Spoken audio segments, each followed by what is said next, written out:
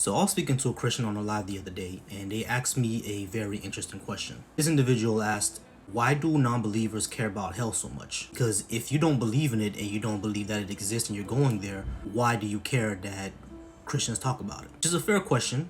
So to that, I ask you this. Do you believe that I deserve to be tortured? Now, when I ask this question, I usually get one of three answers. The first one I get is an unequivocal yes. Now, if you answer yes to that question, you've actually proven my point. Your position dehumanizes me and folks like myself. Your position basically says because we don't think the same way you do or believe the same way as you, we deserve to get hurt. That type of mentality usually always leads to some of the worst atrocities we've ever seen as a human race. The other two answers, I basically call them cop-outs. The first one people say is, it's not up to me. You see, I hate that answer because not only does it not answer the question, but it also exposes a massive cognitive dissonance on your position. But I'll take you through the long way. According to your theology, your God says that I deserve torture. Do you agree with your God? If you go back to saying it's not up to me, then that shows a problem with your position. Last answer is probably the most popular one, the you send yourself to hell answer. And again, this is a cop-out. But still, let's go through the long way. If I'm supposedly sending myself to hell, can I simply just choose not to go? Most Christians would say, yeah, sure.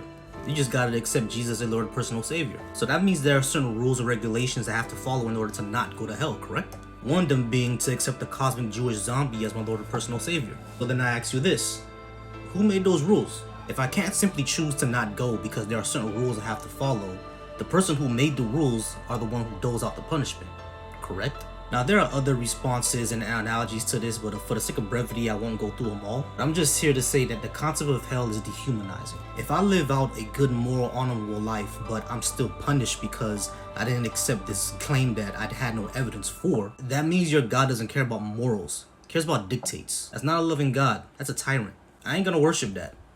I'm not sure why you want to.